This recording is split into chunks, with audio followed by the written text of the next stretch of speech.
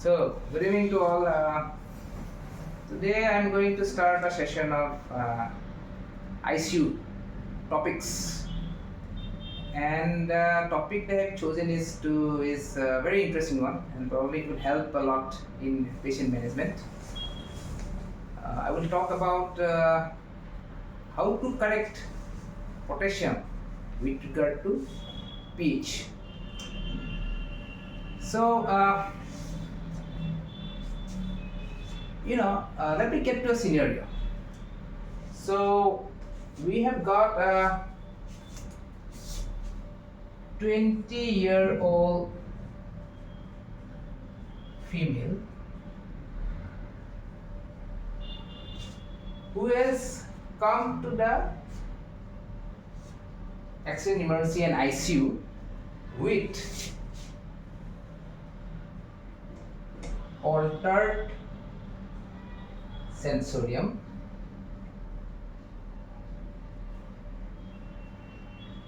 labored breathing,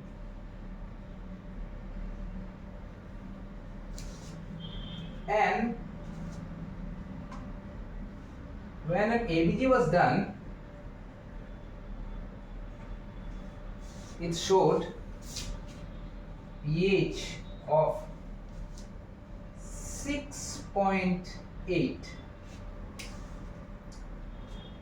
The bicarbonate was 10. The plasma potassium is 6.5 milliequivalents per liter. The anion gap is very high, 35.4. Rest oxygen saturations are normal. So just snippet I'm saying in this scenario. The ICU team, doctors and all,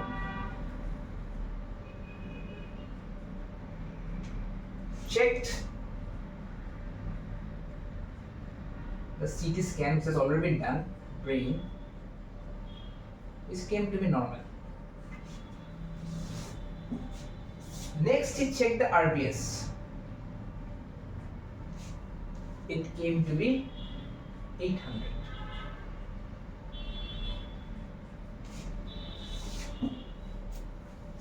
So, in this situation, a classic condition where there is an altered sensation, labored brain, young female person with a pH of 6.8, potassium 6.5, bicarbonate of 10, pH is 6 is going towards metabolic acidosis. So this is a very classical case we find is called a diabetic ketoacidosis. However,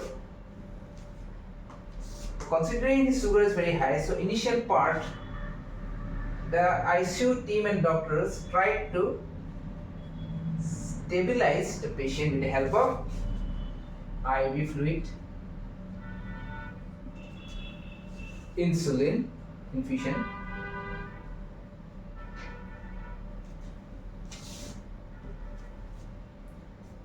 along with correction of potassium which looked to be high with sodium bicarbonate infusion,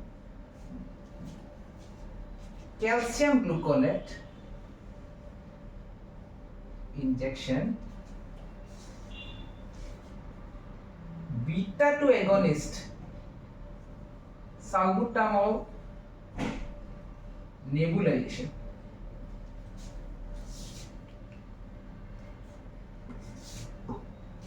Everything was going fine, sugar was coming down, RBS after 1 hour came to almost 640. Suddenly, after 2 hours, patient had cardiac arrest followed by death.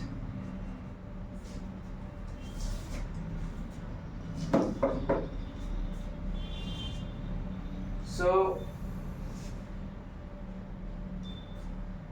what went wrong?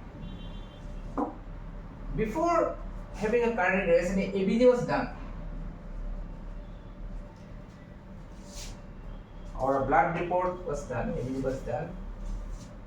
This time, the pH went up to 7.38.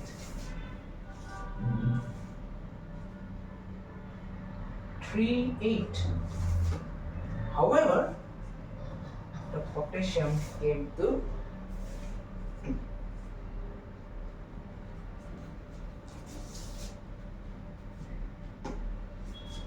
So, from 6.5, patient developed a severe hypokalemia, and this might have precipitated going to a VTBF or a cardiac arrest.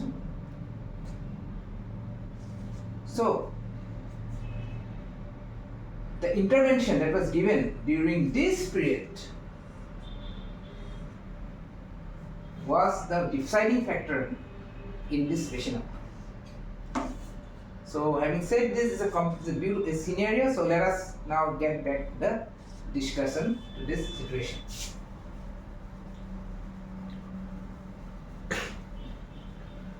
So,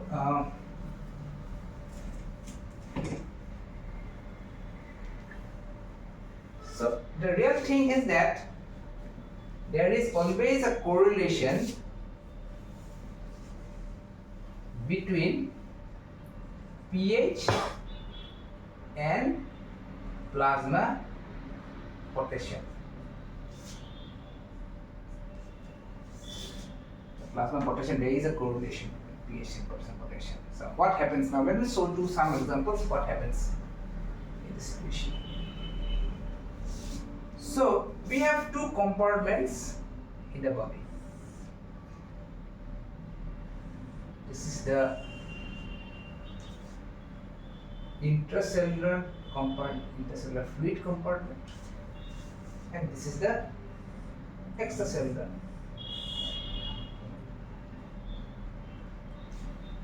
Now, as regard to potassium, let us put a potassium and here. The potassium 90% remains in the intracellular compartment. This is the potassium.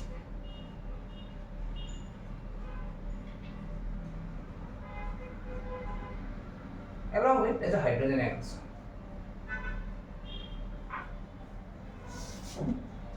So the standard amount is around 150 milli equivalent.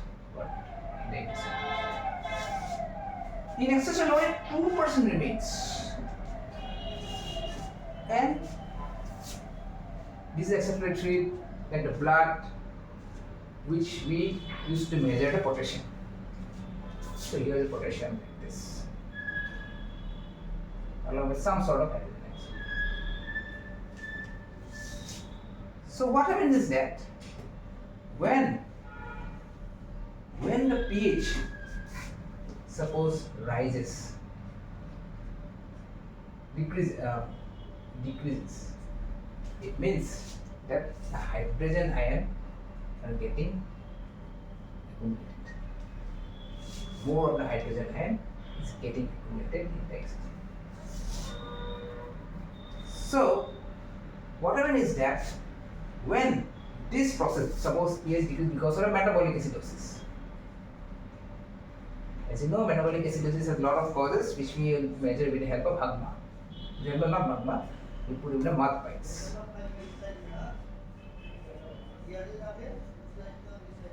Or most of the high anion depth HAGMA basically.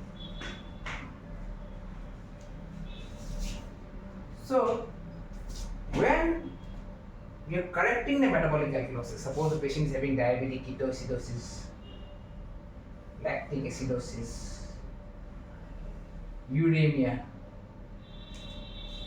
So when you are correcting the potassium metabolic acidosis with this or sepsis, slowly and slowly what happens is that the hydrogen ion which was getting accumulated will be slowly neutralized or it will be removed.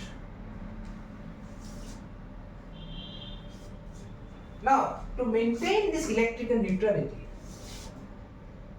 once this patient has developed neutralization finished, so what will happen is this level will come down, right?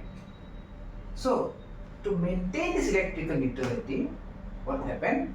The potassium level will go from this compartment to this compartment. H plus कैसे decrease हो गया sir? Explain it. So once you are correcting this one, what will is that the potassium level, hydrogen ion will slowly come down, and to maintain this one, the potassium will ultimately go to this compartment. Right. So that means that once you slowly correct the pH in this situation, the potassium will almost go to the normal levels. Although, even if suppose the potassium level is low, but in corrected situation, the potassium level is usually in a high range. So, this is the most important concept of how a body tries to maintain the potassium. So the important thing to note here is that the algorithm is that for every 0.1 decrease of pH in metabolic acidosis, here I explain.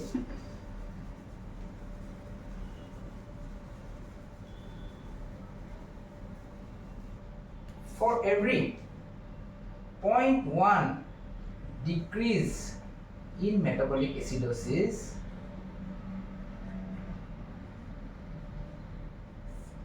for every 0.1 decrease of pH from suppose 7.4, the potassium should rise by 0.6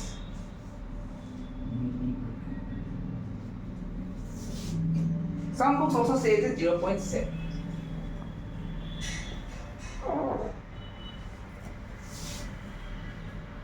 So this is the most important thing, that for every decrease of 7.1 decrease from 7.4, it should rise. For example, in this patient we had a pH of 6.8.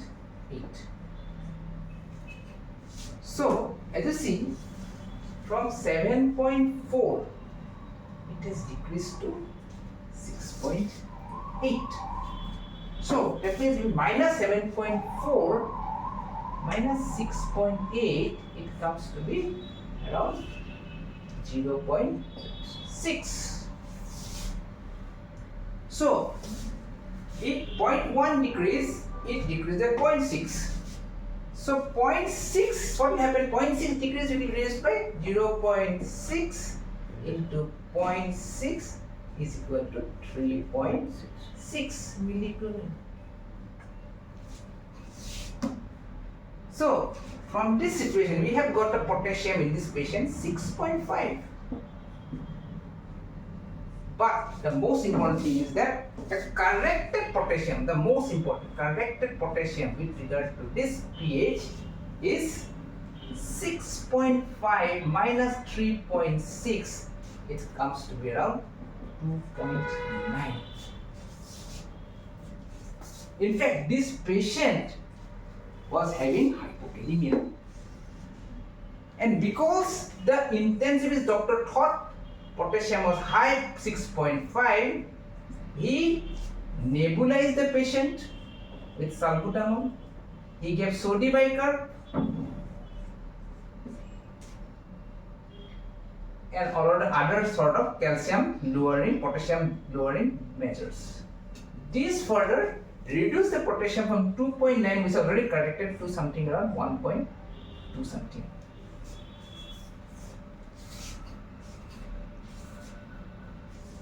So this is a very common scenario where we find that if this is not taken proper care, within 2 hours we may have to lose the patient.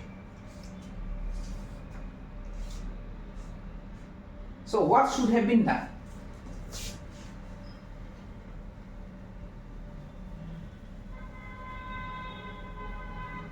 So the thing is that this patient had a pH of 6.8, potassium was 6.5, bicarbonate was 10, RPS was 800. So besides correcting with IV fluids, before giving insulin also, the patient should have been given some sort of potassium supplementation with IV fluids, along with your insulin for third is insulin for diabetes. And never dose salbutamol, sodium bicarbonate, K by second. So I believe that the first important situation of correction should be this. So what is the formula? A lot of formulas are there. So one formula I have already explained in metabolic acidosis is that for every pH 0.1 metabolic acidosis, 0.1 mm pH drop, the potassium should rise by 0.6 or to 0.7.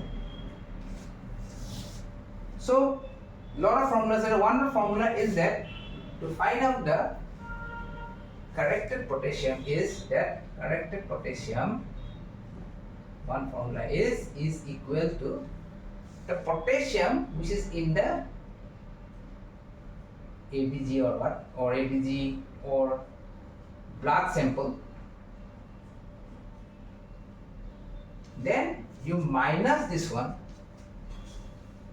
with, open the bracket, 0.6 into, again you open the bracket, the initial pH.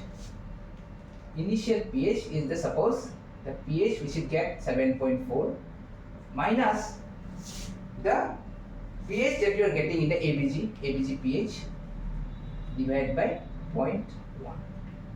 This is important because as you see 0.1, for every 0.1 the potassium rises by 0.6. So if you see this patient, you will get the same result as in this one. So this is the first step of dealing with the metabolic acidosis. But the problem doesn't go here. What about metabolic alkalosis? We all know acidosis causes rise of potassium. Alkalosis will cause fall of potassium. So now, is there anything similarly with the pH? Yes, there is another one. So it has been found that for every 0.1 mm in metabolic alkalosis, you must understand that the pH will be on the higher side, more than 7.45. Along with the bicarbonate will be also raised on the higher side. It is found that every 0.1 mm, 0.1 pH increase from 7.4, the potassium falls by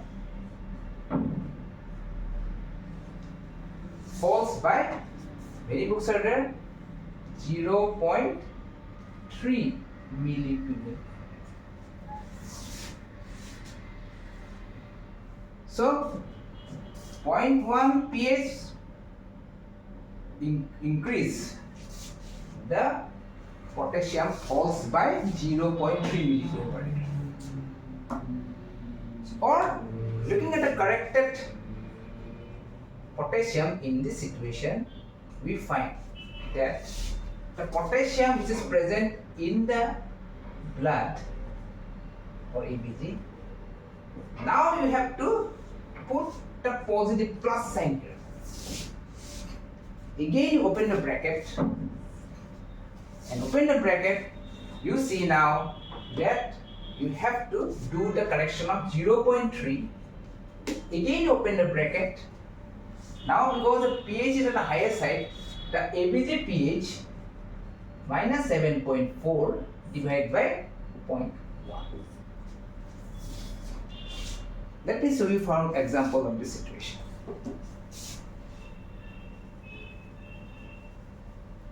A 30-year-old male presented with several episodes of vomiting. He is dehydrated.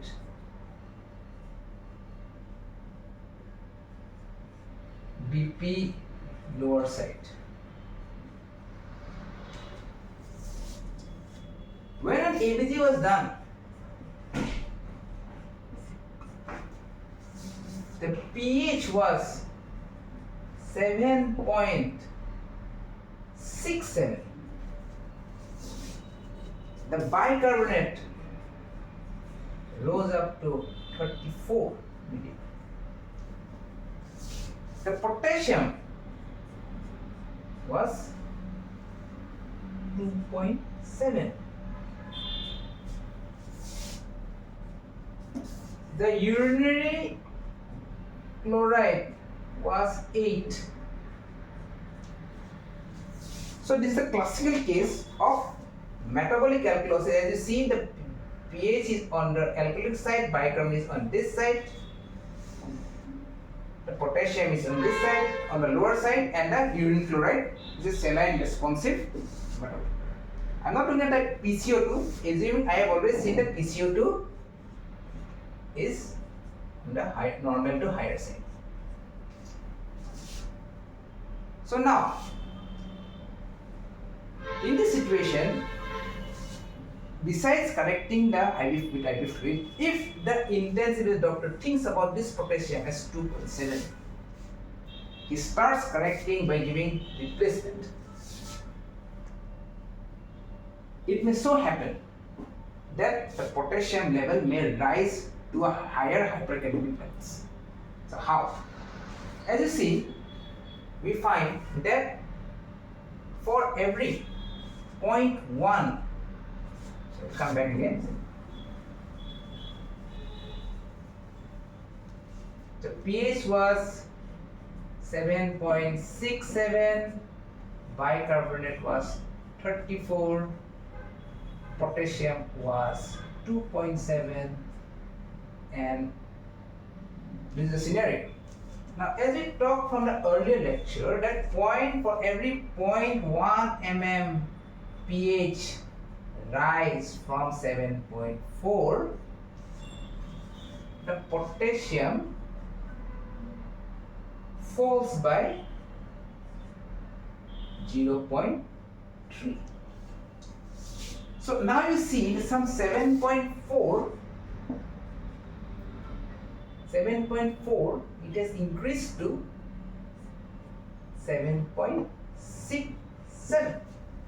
So that means you minus 7.67. How much is the increase? Minus 7.4, it's come to be 0.17. 0.27, sorry, 0.27. So you multiply this 0.27 into 0.3, you will get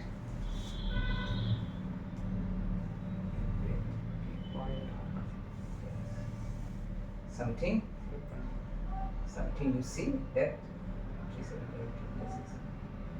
something about 0.81.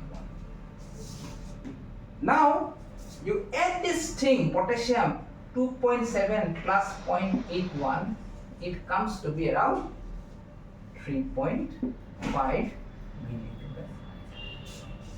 So that means that this potassium is in a normal range. Now if you supplement initially with potassium infusion, it might rise to something around 5 to 6, precipitating hyper.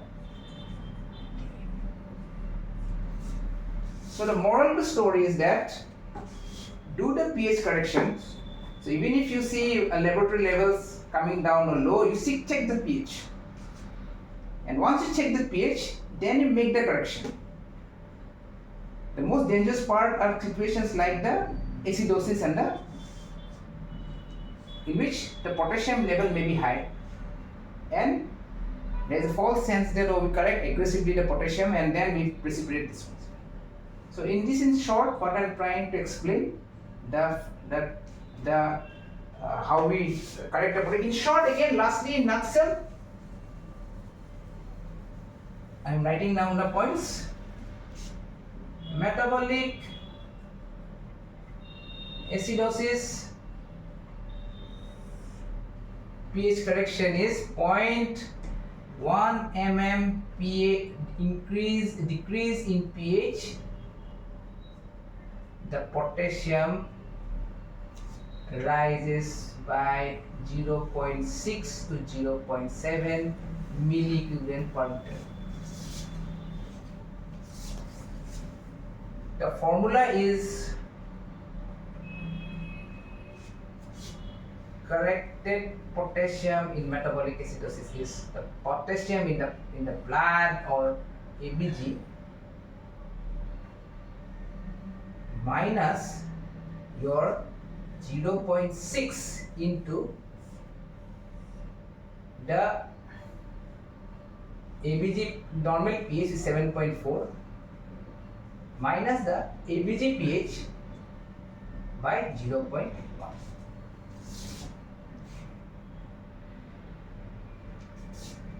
Number 2, for metabolic alkalosis,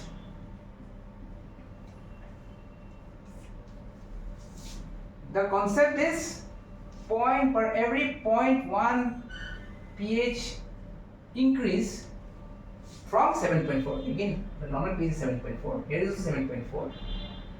The potassium falls by 0.3 milliliter per liter. And the formula is corrected potassium is equal to your potassium in the blood. Now you get a positive factor. You have to now give, because 0.3 was there, into the ABG of the pH minus 7.4 divided by 0. So can you use this calculation? If not possible, if you don't use this calculation also, you can use this calculation, and to avoid unnecessary errors in patient exam. Thank you.